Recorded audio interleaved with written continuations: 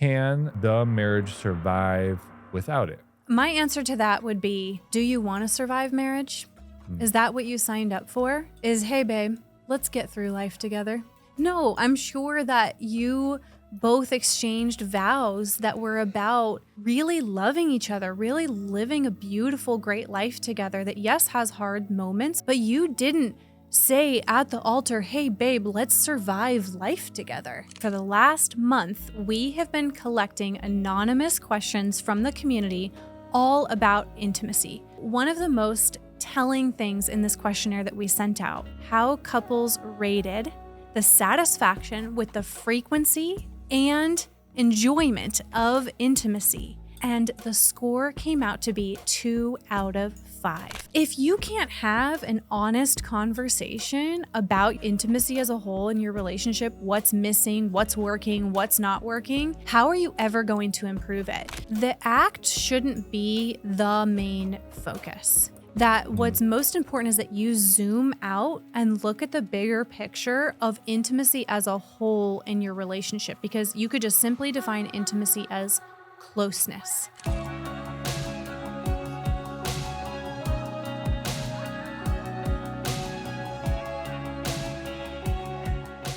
Hello and welcome to the Empower Couples podcast, where here you get modern, non-boring relationship advice for you and your partner to communicate like pros, fight smarter, and stay on the same team, no matter the challenge that you face. I am one of your hosts, Aaron Freeman. And I'm Jocelyn Freeman, but you all just know us as the Freemans.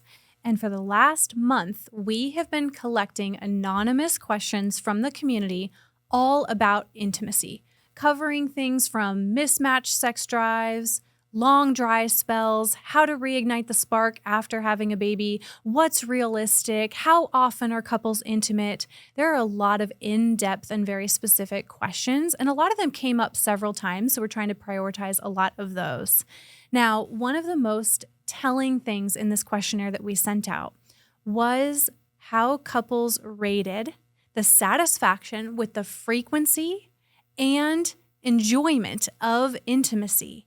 And the score came out to be 2 out of 5, 5 being the highest.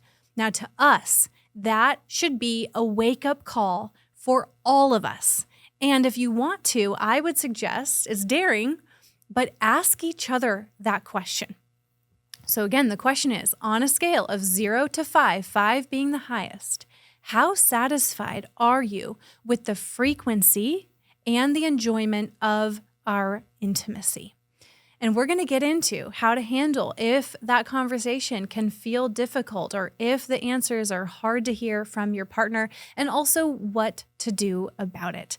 But in this episode, we're going to give you some very real, frank, cold, hard truths to the questions that you all wanted to ask us. Not warm, soft truths? No, cold, hard truths. Okay. So we've been talking about this this is the fourth now, but we want to answer some questions, even be more straightforward. So right out of the gate, I think one of the questions, and you may have listened to our other episodes and thought, wow, they use the word intimacy a lot. So the question is, why do therapists use intimacy more than sex? I think one of the reasons is that you don't have to mark your episode as explicit or get banned on social media.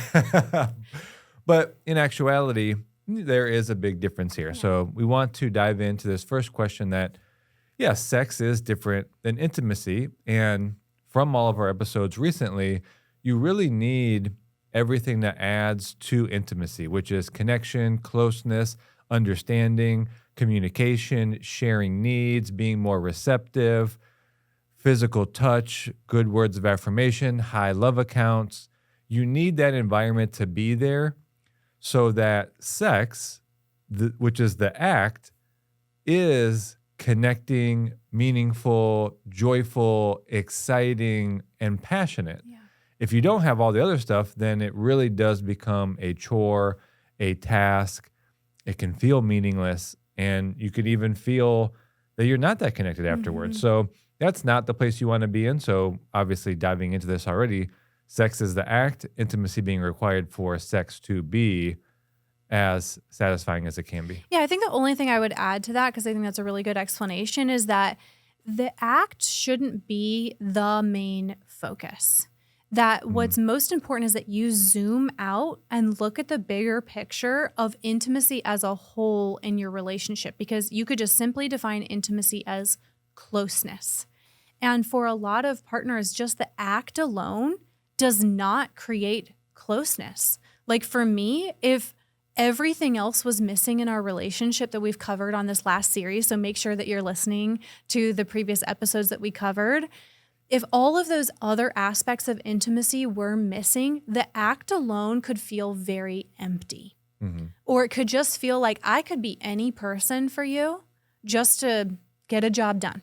And that's not what you want, obviously, in a meaningful marriage where you want truly to feel close. And so I think the simple answer for this, and then we'll really go into the other questions, but I thought this was really important. Like, yeah, why do we not just say sex, sex, sex? And it's because that's the grand finale. Like, and you want that to be enjoyable. Of course, that act, we've talked about that in these episodes, but what's really important is that you just feel closeness in your relationship as a whole. And so to zoom out a little bit and not go so specific to just that grand finale act. I would also add that I think intimacy has the context that you consider your partner. Sex can feel as if it's just for you. That's true. But then we got another question related to this, which is, can the marriage survive without it? Yeah. My answer to that would be, do you want to survive marriage? Is that what you signed up for? Is, hey, babe, let's get through life together? No, I'm sure that you both exchanged vows that were about really loving each other, really living a beautiful, great life together that, yes, has hard moments. We talk about that on our podcast all the time. But you didn't say at the altar, hey, babe, let's survive life together. And that is not what anyone would really sign up for. And so could you survive life together without intimacy? Yeah, a lot of people do. There are a lot of actually sexless marriages. But clearly you're listening to this episode and our podcast as a whole because you want an extraordinary marriage that, yes, goes through hard times. Yes, you argue. Yes, you have difficult days, but you are arm in arm. You truly love each other. You want to live a beautiful life. You want to grow and become the best versions of yourself. You want to experience all of the joy and fulfillment that life has to offer. Like our phrase this year is, we want to squeeze the juice out of life, right? We want to experience like the juice of life. And so that is not about survival. So I hope that answers for you that, yeah, you could survive life together, but you didn't sign up to survive marriage. Right. So let's move to this part about when it's mismatched. And by this, I mean desire. So kind of two questions here. One specifically was, how important is it in marriage to have sex even when you don't want to?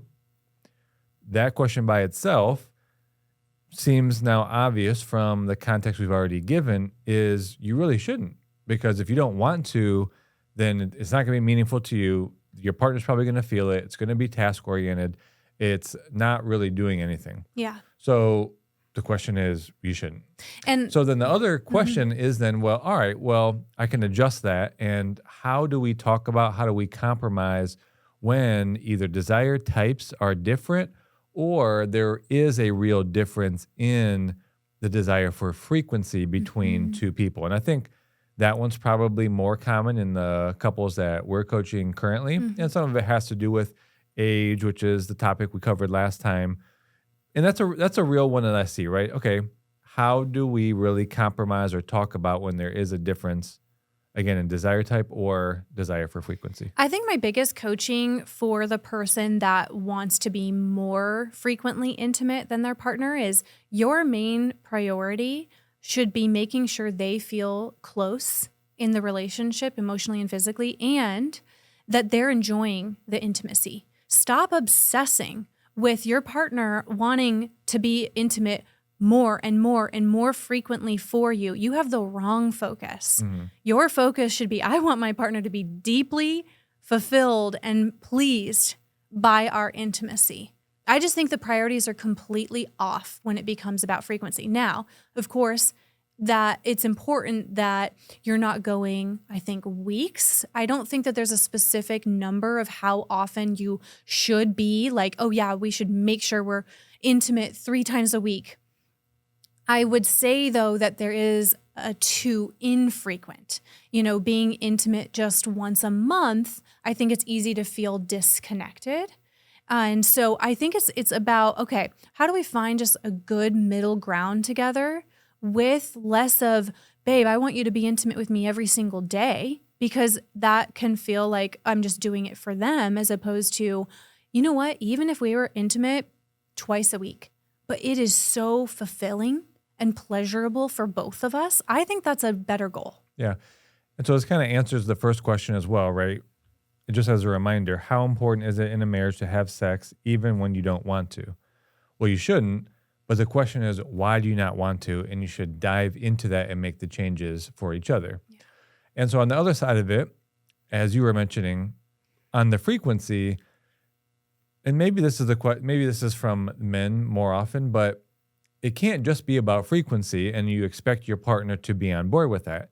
If it's the same position in the same room at the same time, that's just so monotonous. Yeah. So if you're requesting from your partner that it's more frequent, well, what are you doing to change it up? Mm-hmm. Different times a day, different environments, try out new things, extending the length of time, or even having it be where maybe it doesn't actually lead to physical intercourse, but that the intimacy is explored in a different way, like leaving it more in the unknown. So if you're going to ask for more frequency, it can't be the same thing every time. It's so true. So I think that's a good segment to then move to this next part about the emotional safety, right? And how much is emotional safety the real foundation for physical sex and physical intimacy then to exist on top of? You've heard us talk on this series about intimacy, about how emotional intimacy is foreplay for physical intimacy. And all that stands true. So make sure that you listen to the episodes to really hear more about that. But I think when it comes to this question, because people were saying, how do I bring it up without triggering my partner? Like, I just want to be able to talk about how much we're enjoying sex, things I'd like to try differently. Like, there was a lot of things of, how do I tell my partner I'm not enjoying it? They seem to take it personally, then they shut down. We can't talk about it without them getting butthurt, I'll say. They didn't put it that way, but that's kind of what it is, like a teenager who's getting butthurt. And here's the thing. If you can't have an honest conversation about your sex life, about intimacy as a whole in your relationship, what's missing, what's working, what's not working, how are you ever going to improve it? And so my challenge to everyone listening was, you need to be able to hear some honest truths. And when you and I discuss this, because you've heard us talk about how we do this 4 times a year, we check, not be intimate 4 times a year, we check in on our intimacy satisfaction 4 times a year because it's part of the quarterly check-in in our family meeting guide. And we are very honest with each other. Of course, loving, we're not saying things in a harsh way, but we're honest about what we're enjoying, what we're not enjoying. We even get down to how each of us are initiating, and does that work for us? Does that not work for us? What would make it more exciting? Do we want to try different things? And we don't take it personally.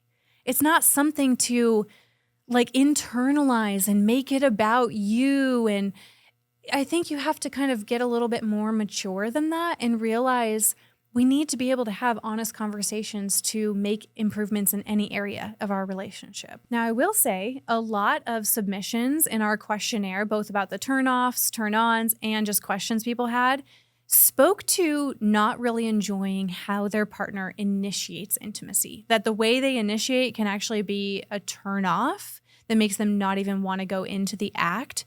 And that's a big reason we would recommend doing our special edition Best of Us Couples Challenge. We only open up this 30-day Couples Challenge 3 times a year and is focused on creating that spark again in a very realistic way, no matter how busy you are, and really fostering that emotional closeness and the physical closeness and enjoyment, and sparking closeness and great conversations and flirtiness. And the prompts are really, really fun. So if you're hearing this episode, it's a time that it's actually open. So you can go to the link in the show notes, or you can type into the URL mycoupleschallenge.com/best. But this is just an incredible challenge in order to make intimacy an area that you're putting intention into. And it's not, again, just about the act. It's about intimacy as a whole in the entire relationship. And it really hits on things from all angles, and it gets you guys talking and having fun. So it's an absolute must. Definitely got to go and sign up for that. I want to come back to your point about maturity. Okay. So before we get to this next question, well, the first question, it was really about having the level of maturity and not making it so personal that your partner can say, hey, not as satisfied, then you need to take that in and care enough to say, whoa, okay, I didn't know that. Glad you're bringing this up. It kind of stings a little bit, but that's okay. And how am I going to help make this more satisfying for you? Mm-hmm. That's a level of maturity around your sex life. Now, this next question is about, what if I don't feel emotionally safe, but my partner still wants sex? You need to tell them, I'm going to give the straightforward coaching. You can do maybe the more compassionate. You need to tell your partner, I don't feel emotionally safe. If your partner is telling you that, it should be obvious to you that you're not going to be having sex until you get it together to have your partner feel emotionally safe. What is this? This is so baseline.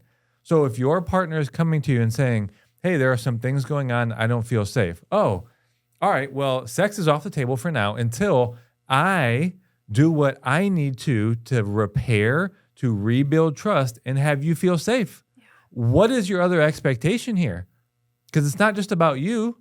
And if you're not having a level of maturity, emotional intelligence, looking at your patterns, if you're being aggressive and if you're putting your partner down, you're getting into conflict cycles and you're not taking responsibility, I don't know what world you live in which you think your partner should be physically intimate with you. Preach. So that's just my thought. And I know there's, maybe there's some other people out there in which the emotional safety piece is not as strong as I'm taking it. Maybe it's more on maybe a weekly basis, and there's just been some bigger reactive responses from a partner. And so maybe it's short term. I mean, I was responding to, if you don't feel like emotionally safe in a relationship, this is a much bigger issue. It's almost like you have a car and you're like, I want to drive my car at 100 miles an hour. And you're like, you have flat tires. You're like, I don't care. Make this thing go as fast as possible. And you need to really consider that things need to be workable for there to be performance. I don't even need to say it softer. I think that's the perfect coaching. It is basic requirement for a marriage is that emotional safety. And what are the things that you have control over? Taking responsibility when you make a mistake, apologizing and repairing after conflicts, being a person that your partner can count on and you're trustworthy and you're reliable, being attuned to them emotionally and not shutting them down or constantly getting defensive. Like those are basic things that if you aren't doing in your marriage, you got to step it up. Mm-hmm. Okay, let's go into the questions around like the roommate phase, intimacy after kids, disconnection. So one said, we've gone a year or more without intimacy. Can it come back? Another, we're in a dry spell after kids. How do we shift the energy? And there were a lot of questions just around like, is it too long to not be intimate for this long, right? How frequent are couples intimate? Is a dry spell normal? So lots of those like what's normal in a marriage. Let me give you my quick answer because I'm not going to I can just say this one sentence basically. It really depends. Has it been communicated and agreed upon? Exactly. And I think that gives enough context, right? Because just to say we've gone a year without being intimate, can we come back? Well, did you literally just have a baby? Are you healing? Was there postpartum depression or psychosis or anxiety? And if so, that needed to be considered. And were you talking about that? And did your partner say, hey, I'm just not ready. Maybe there's some body images, some lack of confidence. Then there's, again, other healing and biological things. And so long as you've been discussing it, you can say things like, hey, I don't know that I'm going to be ready this month or next month, and that may have gone a year. And can you come back from that? Absolutely. Especially if your partner's been on board with it and you've been expressing where you're at and you've been making some, concessions and compromises as best you can, and your partner realizes where you're at, then yeah, you could for sure have navigated that really well.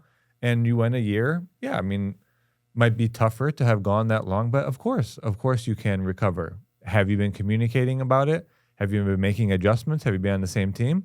Then yeah, easy.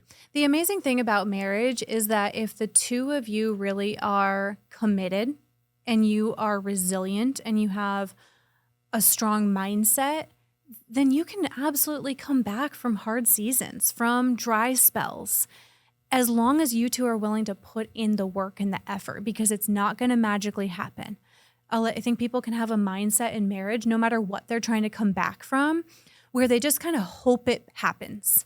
It's going to take your active participation. You aren't going to feel the spark without effort. You aren't going to feel like you're enjoying your time of being in the bedroom with each other if you aren't putting effort into things outside the bedroom together. So it's going to take the two of you, but we absolutely believe you can come back from those dry spells. So how would you answer, how about the kids part? Because Yeah. shifting after kids, I feel like is a little bit different. I mean, the reality is, and this is a big focus for some upcoming things we can't announce yet, but the reality is marriage after kids is a completely different ballgame. You cannot compare marriage before kids to marriage after kids. Like, that is the wrong comparison to make. It really is about, okay, we're in a completely different season of life now. And actually, it's going to change from newborn stage to toddler stage to young kids, young adult.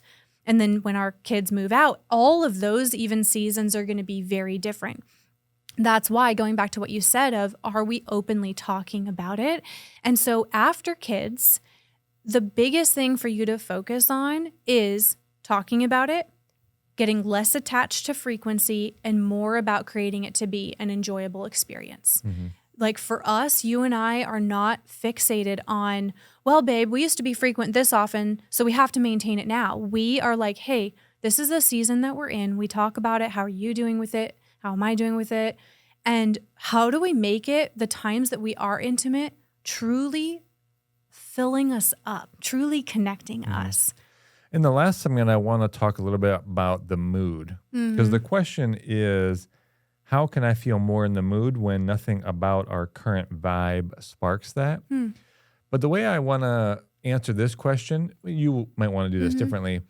Consider all the points we've made already, right? So if you've been communicating about it and it's been a longer period of time, but there's been some compromise and you're checking in on each other's state and you're looking to make it more exciting, now we can be at this place where, yes, we totally understand as parents, there are these moments where you don't feel in the mood.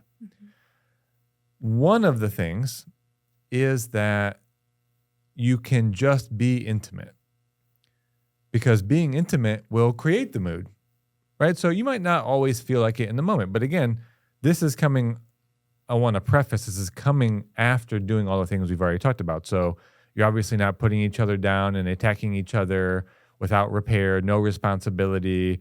You're putting all of your responsibilities on your partner, and then you're just expecting get in the mood. That's not what we're saying, right? You've done all the steps to create the environment of emotional safety, of connection, of understanding where your partner is at, doing all of your part to have physical touch, be a part of affection in the day aside from just physical sex. So the mood part could really be just on a daily basis, you feel tired. I've already talked about it a few times. I woke up back-to-back days with our 3-year-old at 1 a.m. She threw up on herself the one night. Our dog threw up when I woke up. And the next one, she was unwell. And so I got her out and she said she was dizzy. We went down and got yogurt. So both of those days, I was pretty tired. But if I knew that the two of us taking time on a Wednesday to reconnect, to be intimate with each other, then I'm going to think, well, I'm not in the mood. Well, so what? By connecting with you, I will feel great. I'll feel connected. I'll feel close to you. There'll be excitement. There'll be enthusiasm. It'll boost my mood. and it'll change the rest of our day. Now, to be very clear, because I don't want this to come off as contradictory advice. That's also available to you and us because we also focus on everything else in our relationship. Right. And so because I know people could be like, but wait, you just said don't be intimate if you don't want to. The difference is you're either neglecting your relationship outside the bedroom and then expecting intimacy in the bedroom. No, we're saying we still prioritize and nurture our relationship. So even when we're tired or don't feel like it, because frankly, a lot of life as parents is not sexy. It is nonstop. It is overstimulation. It is trying to get by. So it isn't always a sexy environment and you are tired. But if you constantly use being tired as the excuse, intimacy will just keep being on the back burner. And so prioritize your relationship, nurture the relationship, and invite each other into the space of being intimate, even when you don't feel like it, and create that intimacy and connection with each other. Mm-hmm. I think that's a really big key. Now, I know some people really, really wanted to know, because it was in there several times, how often is the average couple intimate? And now, couples would respond differently in our questionnaire versus different studies, right? It kind of depends what group you're really studying, but the average of all studies that I read was once a week. Mm. Now, I wonder for couples listening, is that less frequent, more frequent than you would think? I think people overestimate how often most couples are being intimate in the bedroom. Is it overestimate? I think they would. I think they would say, "Oh, I think are most couples, intimate 3, 4, 5 times a week?" That is more of the exception. And again, it depends I on. think it also depends. And I'm sure those studies define how many years a couple has been together True. and if they were parents of young kids. I mean, obviously those factors play a huge role. And I think, as we've already mentioned in a few episodes, well, your desire to be have sex more than once a week would be, how satisfying is it? Mm-hmm. Right. But yeah, I mean, I think I can get on board with the general study of once a week, and that it's satisfying, and that you're doing all the other things for the environment, the repair, the physical touch for affection. Yeah. I think other practical things to consider for, whether you're coming out of a season of hardship with the kids, like newborn stage, or, we talk to couples who go through injuries, illness, a sick family member. Like, there's very real stuff that shows up in a couple's life that may put intimacy on the back burner for a period of time. Is not expecting to just go from we haven't been intimate in a while to we're just going to suddenly be back to normal. You are going to have to talk and say, "Hey, babe, I know we haven't been really prioritizing this area of our relationship. It's been a very big season. I want this to be a priority again now. What is going to reignite that for you, for me?" Like, it's not just going to automatically happen. So setting those intentions, which, by the way, I just want to say we're very strategic in having the next Best of Us challenge start right after summer, because after summer break and the chaos of kids being home and navigating camps and schedules, and you're still trying to work and you're barely getting any alone time, it's like this back to school. You can tell the season that we're in. Yeah. Back to school, back to prioritizing our relationship. The spark has not been a priority over the summer. And so again, if you have not done our special edition 30-day couples challenge, The Best of Us, it's an incredible way to transition out of what might have been a lull in your intimate life into bringing it to be a priority, because it's very important that you two are connected leading up to the holidays, because the holidays are a stressful time. They can put a strain on your relationship, but I want to say believe, also, take advantage of those summer bods that you put together. and even if you didn't, still do the challenge. Well, we're not at summer yet, so number one, get your summer bod together. Relative to when we're recording. Oh yeah, that's right. So, but yeah, summer bod, and then you're gonna go into the winter. You're gonna hibernate some. I'd say take advantage. I think that's an okay mindset. But our biggest philosophy is that everything in marriage is easier when you're connected. And we mean emotionally and we mean physically. And those both can be important to you in any season that you're in, and it's going to look different in every season. So all of the questions that we received, whether they were about nuances of dry spells, of frequency, of, being able to work through different drives and all of that, you have to keep coming back to what season are we in? What do we both want? And don't compare your relationship to anyone else. You might talk to your friends at dinner or like your best friends and talk about how intimate are you frequent? And maybe they say more frequent. Maybe they say less. Don't compare to them. Don't compare to the social media posts of couples talking about I see couples all the time. Our rule in our marriages, we're intimate. And it's like, that's their relationship. That's their season of life. That's what's important to them. Come back to what is important to the two of you to be satisfied in this area.